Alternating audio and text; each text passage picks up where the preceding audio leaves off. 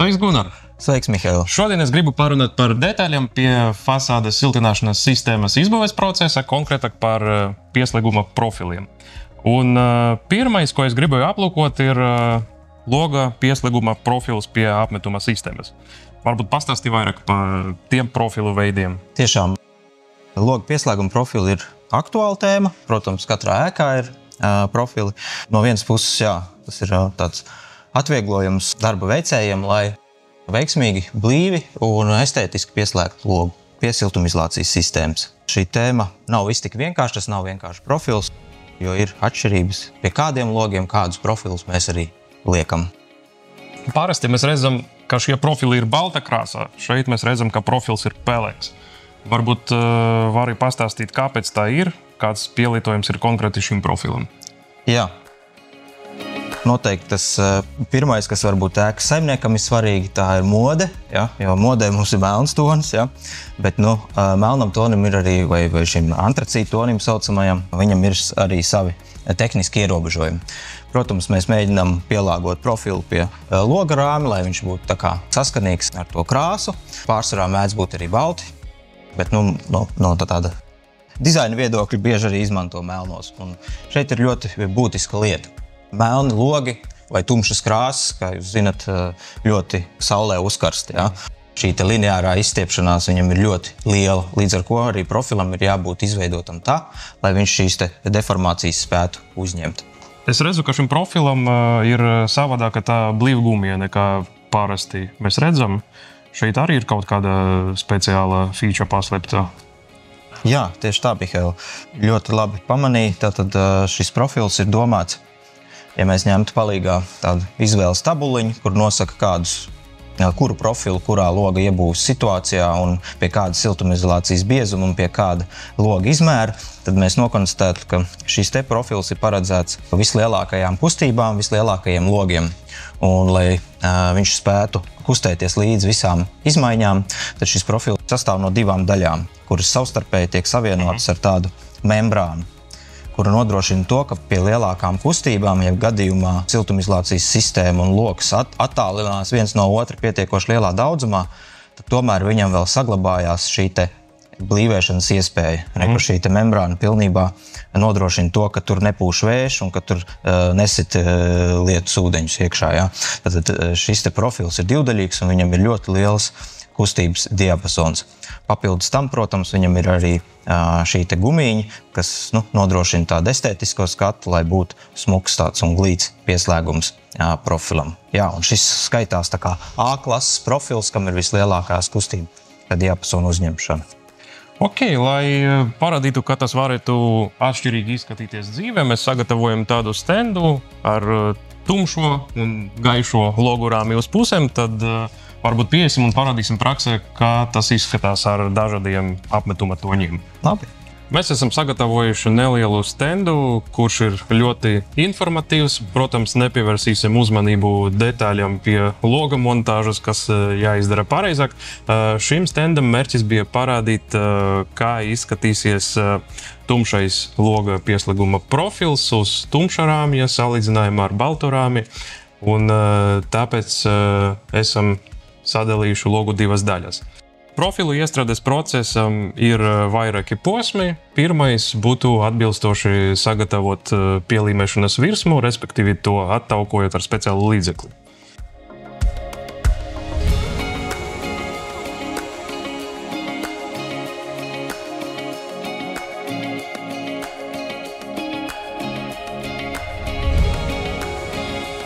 Mēs atceramies, ka siltumizolācija jāuziet virsū uz loga rāmi vismaz 3–4 cm. Mēs esam jau uztaisījuši atzīmes. Tā būs līnija, kur mēs līmēsim loga profilu. Mēs varam to nogriezt nepieciešamā garumā.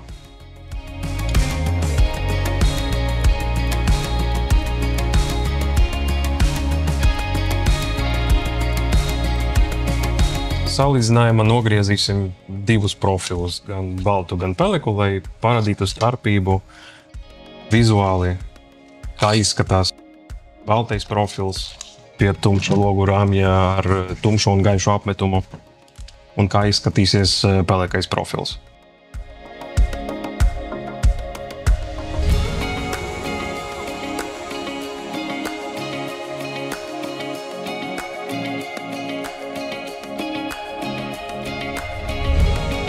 Šīs elements mums paredzēts turēt aizsargplēvi uz loga. Jā, tieši tā. Demontējumā daļa. Demontējumā daļiņa, pie kuras tad mēs... Un šeit mēs smuki varam redzēt, teiksim, gadījumā, kad mums ir tumšais logu rāmis un gala apdare mums arī būs tumša, tad šeit mums izveidosies tāda balta strīpa starp logu un apdares sistēmu, kas vizuāli, laikam nav tik pievilcīgi.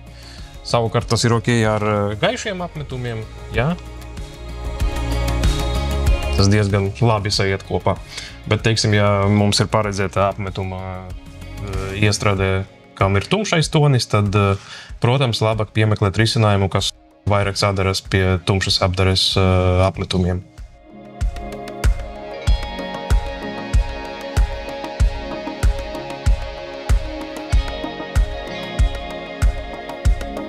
Pie pielīmešanas mēs arī atceramies, ka mēs neņemam uzreiz visu aizsargplēvi no limlentes puses, jā, daram pakāpeniski, pareizi novietojot profilu.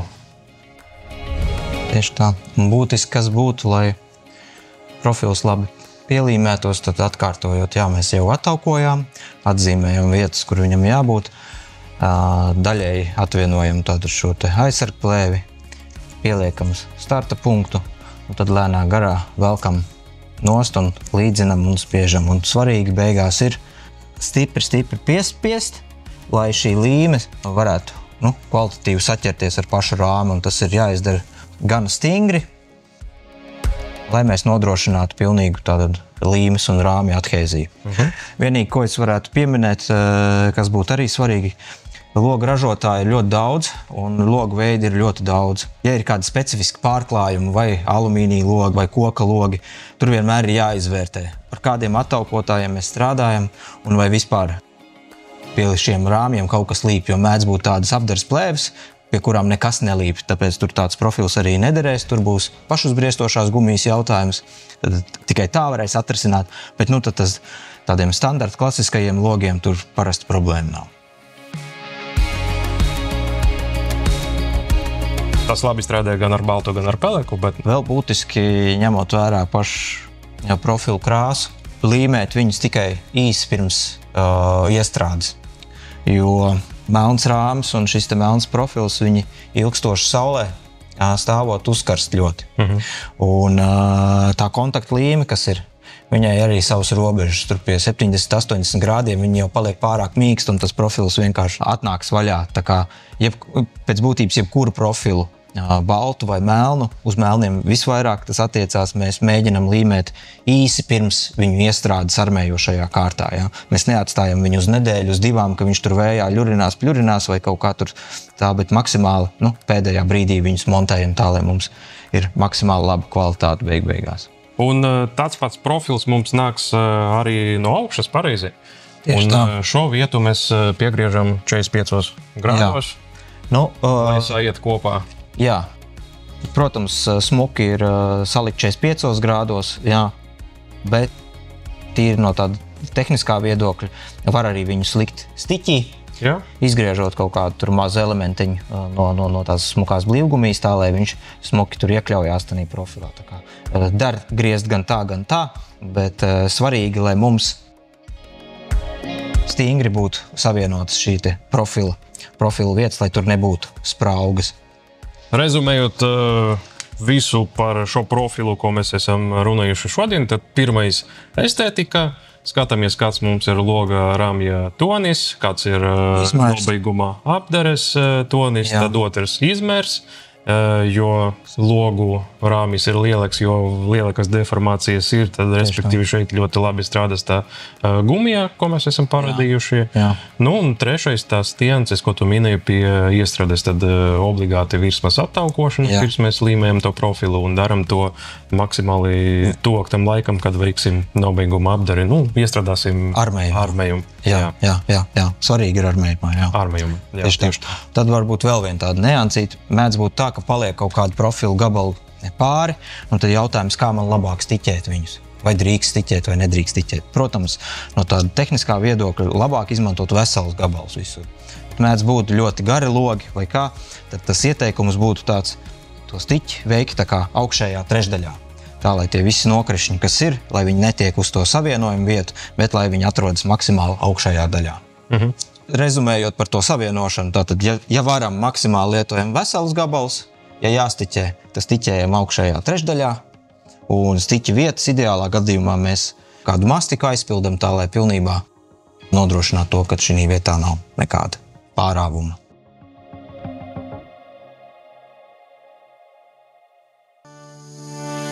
Vēl viens profila veids, par kuru es uzskatu nepieciešams parunāt, ir cokola starta profils. Parasti mēs redzam tādu klasisku risinājumu. Visforši, kad šo lieto kopā ar speciālu lasiņa profili. Alumīnija, ja? Jā, alumīniju. Bet pēdējā laikā ar vien vairāk mēs redzam citu risinājumu šai konstrukcijai, kurš izskatās šādi. Cik es sapratu, ka šeit svarīgi runāt arī par energoefektivitāti, salīdzinot šos divus risinājumus. Varbūt pastāstī vairāk, kas notiek vispār tirgu ar cokola profiliem pašlaik, gan ar šo versiju. Jā, Mihail, šī arī tēma ir interesanta. Tā to aktualizējot, ka energoefektivitāte šobrīd ir, kā saka, jā, tas galvenais sauklis, galvenais karaugs. Jo alumīnijas ir noteikti siltuma zudumi. Ja mēs pieliekam to gar visu ēkas perimetru, tad, cik es saprotu, jums ir kādi aprēķini par to, cik lielu augstuma tiltu tās varētu izveidot. Jā, tieši tā, jo tas ir ļoti liels lineārais augstuma tilts visai ēkai, sevišķi mazstāvu apbūvē, kur tas laukums ir gana liels, jā. Un ņemot vērā to, ka cenšas sasniegt arvien labāk šīs siltumizolācijas īpašības, vai siltumpretestību, tad attiecīgi arvien vairāk mēs rekomendējam un arī redzam, ka klienti labāk izmanto tieši plastmasas cokola risinājumu. Un tā priekšrocība ir tāda, ka viņam nav šī augstuma tilta, vai viņš ir ļoti, ļoti minimāls, jo plastmasa pati pa sevi nevada siltumu vai augstumu attiecīgi. Turpretī alumīnijas ir ļoti siltumvadošs. Šeit tad, uzstādot šo profilu, mums vēl bija jāpārdzīvo par to, lai celtnieki neaizmirst par šo daļu, jo šeit tad risks plaisām. Jā, protams, apmetuma sistēmai. Jā, jo nav tās visas apdares kārtas vai armējošās kārtas sasaisti tieši ar to cokola īsti. Šī gadījumā, izmantojot šo profilu, mēs savienojam šīs abas vietas un nodrošinam stingru savienojumu starp cokola īsti un apdares kārtu. Tādā veidā tas plaisu risks nav tanīs vietās. Savukārt šeit mēs redzam dažreiz, ka neizmanto šo leņķa profilu, bet uzreiz, teiksim, uz pamatu siltumizolācijas, montē fasādes siltumizolāciju un starp tiem diviem veidiem tiek uzstādīts šīs profils. Tieši tā, ļoti pareizi. Tas ir atļauts? Tas ir atļauts pilnībā, tāpēc, ka tā kā viņam ir divas daļas, viņam arī divu veidu pielietojumi. Situācijās, kad nav, pieņemsim, cokola risinājums, cokola netiek siltināt, tad mēs varam izmantot pilno sistēmu, starta profilu, uz kuru mēs sēdinam tad siltumizolāciju, un tad starp šiem abiem slāņiem ievietojam attiecīgi nobeigumu profiliņu. Un šitais tiek izbīdīts precizi tik, cik mums vajag. Viņš strādā tā kā teleskops sanāk. Tieši tā. Ja šeit mums katram siltumizolācijas biezumam ir savs profils, tad šeit mums ir universāls risinājums uz vairākam lietam. Vēl bieži man jauta par savienošanu šeit, lai savienotu profilus savā starpā. Mums ir speciāla detaļa. Savienotāja, Un kas notiek tad ar mūsdienu energoefektīvu risinājumu? Risinājumu gadījumā šī savienojuma detaļa atkrīt, jo profils tiek savienots, lai noturētu vienādu līmeni ar šādiem varētu teikt, savienotājiem, kas nāk pilnajos iepakojumos iekšā, ņemot vērā to, ka mēs iespiežam viņu starp siltumizolācijas slāņiem, tad bieži vien šī vieta ir ļoti maziņa. Pieņemsim, ja mēs gribētu vienkārši tā, lai tas līmenis turās starp diviem profiliem, ja mēs stumsim iekšā, viņš jau traucē, viņš ir kā tāpat neturēsies. Un šai detaļai tas arī nav nepieciešams. Šai detaļai arī tehniski nav nepieciešams, jo viņi ir pietiekoši stingra. Tas turās stingrāk nekā alumīnijas, Jā. Okay. Kā to ņem tādā ziņā, ka alumīnijas, ja būs liels biezums, tad, protams, tā konstrukcija viņam ir, nav tik stingra. Bet ir arī atšķirības starp alumīniem. Ir pavisam plāni, kaut kādi 0,6, 0,8 mm, tad tie ir tautā saka, ļurīgāk, ja? Bet, ja ņem kārtīgi biezumu alumīniju, ja, kas ir, tad, protams, tas ir metāls. Ja? Bet augstumtilts jāņem vērā, jo biezāks metāls, jo lielāks augstumtilts šeit. Šī gadījumā tas nav. Ja? Un kas būtu varbūt vēl piezīmēt svarīgi? Ja? Šis ir, tā kā teicu, tāds teleskopisks, un viņš arī universāls. Šim produktam ir lūzuma līnijas šeit, tā kā vietas, kur es varu samazināt. Viņa garumu, jā. Tik biezu? Jā, un ja man ir pa garu, es viņu nolaužu, un man ir cits garums, jā. Ja man ir vēl viena vieta, tad es viņu varu pa vairākiem posmiņiem šādā te veidā pielāgot savai situācijai, kā tas ir vajadzīgs. Bet, kas ir svarīgi? Svarīgi ir, lai šis pārlaidums man ir vismaz 2 centimetri, lai šī te vieta, kur krustojās nobeigums un starta profils, lai būtu vismaz 2 centimetri savādāk. Un gadījumā, ja mēs strādājam bez šī leņķa profila? Tad tas ir vēl labāks risinājums no energoefektivitātes, jo mums šis vispār atkrīt. Tad mēs viņu vienkārši ievietojam starp 2 siltumizolācijas slāņiem. Jā. Bet tāpat tās nosacījums paliek, kad tie vismaz 2-3 centimetri tad jau jābūt. Ja tā kā dziļumā iestumt iekšā, jā, tā lai viņam ir kaut kur arī jābalstās, jo viņš nelīmējās nekādīgi, viņš vienkārši iespiežas iekšā. Jā. Jā, it kā profils viens, bet šajā gadījumā ir arī vairākie papildus aksesuāri, teiksim, arī šīs, jā, kas nāk līmeņošanai. Līmeņošanai. Distancerīši ir tāda universāla, viņus var lietot gan šī gadījumā, gan šī gadījumā. Jā. Šeit mums jāņem vērā, ka mums ir tikai siltumizolācijas biezums, pieņemsim 100 vai 150, jā, un mums vēl ir līmes kārta. Kā tad mēs to izlīdzināsim? Mēs tad ņemam palīgā distancerīšus, ar kuriem mēs tad izveidojam to līmes kārtu. Man šķiet, ka ir vēl viens aksesuārs vai papildus detaļa, par kuru tik bieži varbūt nerunā. Mēs to dažreiz redzam kaut kādos risinājumos, mezglos. Tā ir briestoša lenta, kura parasti tiek redzēta starp cokola profilu un pamatu siltumizolāciju. Tieši tā. Un apmetuma kartu. Varbūt pastāstīt, ko dara šis elements tajā sistēmā? Jā, tātad, kā jau Mihails minēja, pašuzbriestošā lenta, tā ir lenta, kas paši uzbriest pēc montāžas.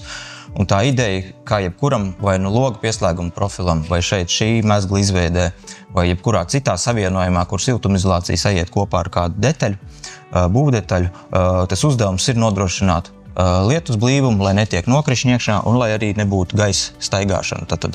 Jo mēs zinām, ka caur mazākajām spraugām siltums iziet, tur var kaut kāda kondensācijas riski veidoties un tam līdzīgi. Un tāpēc šī blīvumi šeit, šī starta profila vietā un cokola siltinājuma vietā, tā savienojuma vieta būtu jāizpild ar uzbriestošo šo te gumiju, tā lai mēs pilnībā novēršam, ka tur var iepūst gaisa, kādi nokrišņi, un arī, lai, ja ir kādas deformācijas, tad, lai tādā vietā neveidojas nesmukas plaisas. Respektīvi, uzreiz pēc profila montāžas mēs pielīmējam šo lentu un pavirsu nāk apmetums. Jā un nē. Tā ideja ir tāda, ka šī līste būtu, vai šī uzbriestošā gumija būtu jālieto tādā brīdī, īsi pirms siltumizolācijas montāžas, jo savādāk tu nevari to iestrādāt, jo viņa tu uzliec un viņa sāk jau izplesties, ja? Līdz ar ko tur nesanāks. Respektīvi ir jābūt uz siltumizolācijas plāksnes, mēs uzlīmējam šo te līstīti un piespiežam viņu klāt pie šīs te cokola starta līstes. Pamatu siltumizolācijas. Jā, pie pamatizolācijas. Bet, laikam, ne katra objekta mēs redzam tādu risinājumu, kur izmanto arī šo lentu? Nē, tas ir... Tas arī kā variants. Tas arī kā variants, protams, tas nav varbūt amatnieciski viegli izpildāms, ja, tur ir bišķi jāpaplāno, tas nav tā čik un pika izdarīt visu, bet, protams, tas ir vēl viens veids, kā mēs maksimāli dabonam efektīvu siltumizolācijas sistēmu, jā. Gan pret plaisāšanu, gan pret mitrumu iekļūšanu, jā, gan pret kaut kādām mikrospraugām, pa kurām pūš gaiši iekšā, jā. Jo, ja šeit no apakšas pienāks vienkārši apmetums bez tās blīva gumijas, tad plaisa risks diezgan liels šajā vietā.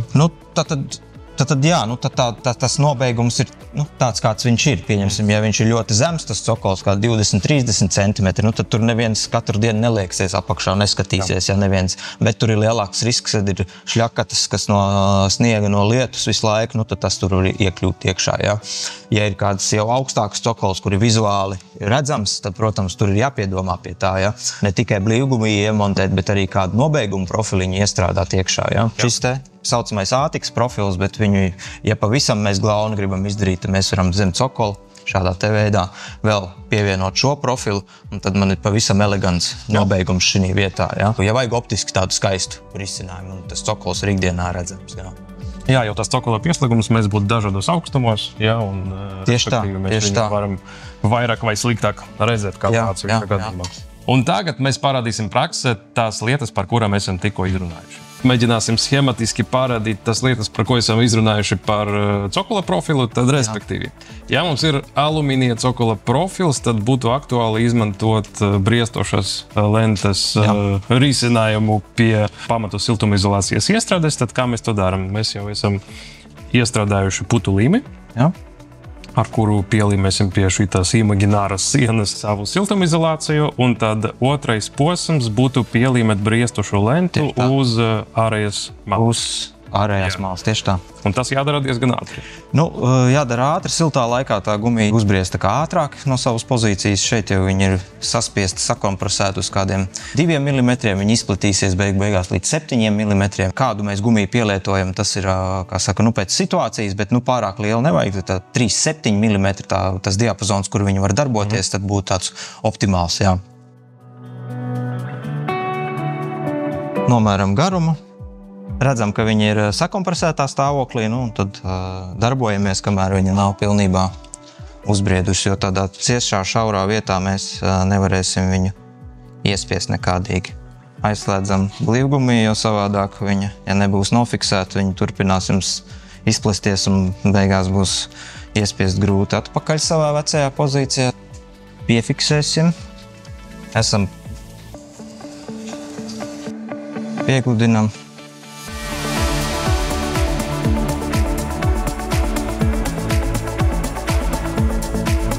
Iespiežam.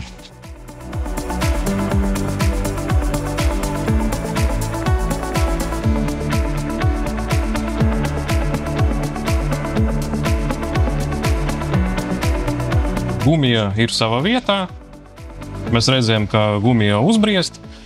Šī ir mitrumizturīgā gumija, pareizi? Tad, protams, nekādi laika apstākļi nav šķērslis. Vēlreiz gumija ir paredzēta tam, lai hermetizētu to šķirbu starp pamatu siltumizolāciju un cokola profilu, jo vienmēr tur būs kaut kāda distance, kuru mēs glīti nevarēsim siltumizolāciju. Jā, tas nosacījums ir, protams, ka mēs cenšamies vienmēr visus savienojumus kā blīvi izpildīt, un šis nāk vēl kā papildus drošības elements. Papildus garants tam, ka viss būs hermetiski. Tad, protams, neaizmirsam par lāseņa profilu, kas nāk virsū uz alumīnija cokola profilu. Un tad vēl mums ir iespēja glīti pabeigt nobeiguma apdarīt cokola siltinājumam ar nobeiguma profilu.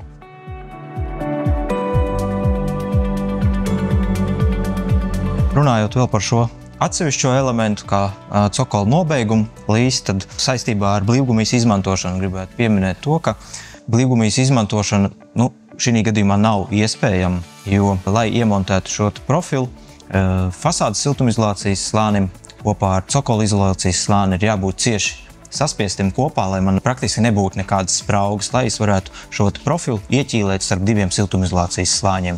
Teiksim, armēšanas procesa laikā viņš neizkustētos, viņam tomēr ir jābūt stingri iespiestam iekšā, līdz ar ko blīvgumija šī gadījumā atkrīt. Mēs esam aplūkojuši 2 cokola profila risinājumus.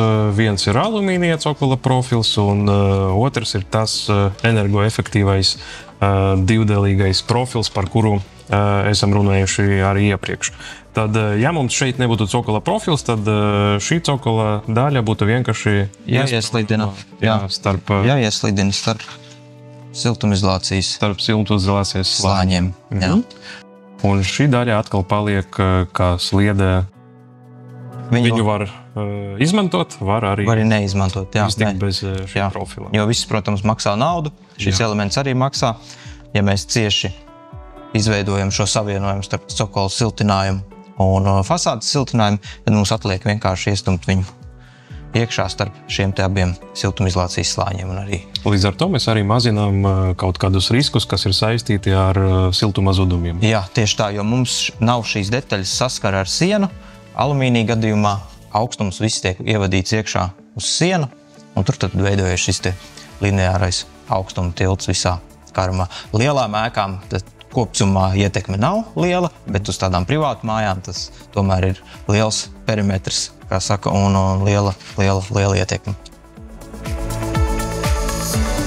Mēs esam aplūkojuši fasāžu siltināšanas sistēmu profilus, kas ir paredzēti gan cokolam, gan logiem. Sezona ir klāt, rekomendējam izmantot visus profilus pareizi un atbilstoši siltināšanas sistēmas norādījumiem. Lai veicās!